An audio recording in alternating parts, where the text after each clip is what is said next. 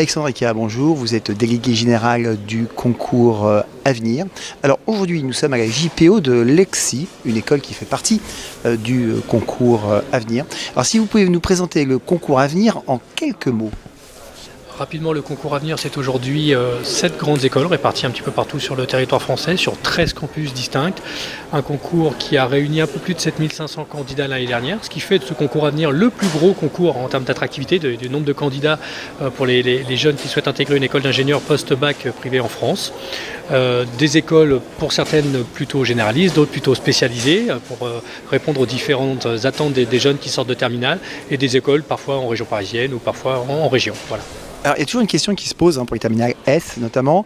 Est-ce qu'il faut préparer le concours Avenir? Au sens de préparer, est-ce qu'il faut suivre une préparation spécifique ou il suffit de bien suivre son programme de terminale? La réponse, elle est toute trouvée si on connaît le pourcentage de poids que peuvent donner ces épreuves écrites. C'est 80% de la note finale sont issus de ces épreuves et seulement 20% issus du dossier scolaire.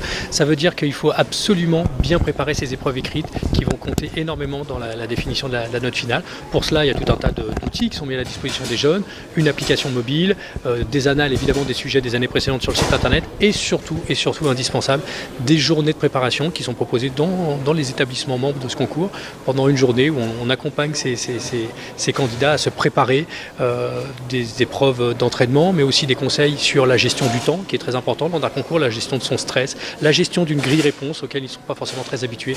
Voilà, tout ce qui permet parfois de grappiller quelques points si importants pour accéder à l'école dont on a envie.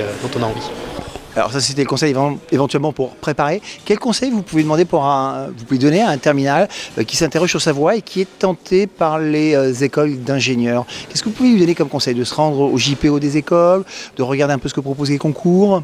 Alors, les sites internet des écoles, les documentations, les portes ouvertes, comme c'est le cas aujourd'hui, vous voyez, des dizaines, des centaines de gens viennent rencontrer les élèves, les professeurs, le personnel administratif, voir les locaux. Il y a même une formule un petit peu plus poussée, j'allais dire, qu'une journée porte ouverte, qui est proposée par beaucoup d'écoles d'ingénieurs, notamment au sein du concours Avenir. C'est de venir passer 2 jours dans une école d'ingénieurs. C'est une sorte de vie ma vie. Pendant 2 jours, on participe au cours, on ne visite pas un amphi vide, on s'assoit dans l'amphi, on suit un cours, on mange à la cantine le midi, on suit un cours dans un laboratoire d'électronique ou d'informatique de l'école pendant l'après-midi. Voilà, pendant 2 jours, on est élève de l'école et on voit si on a sa place, si on se plaît dans ces locaux, si les élèves pourraient être nos camarades et si le prof nous semble accessible. Alexandre Eka, merci.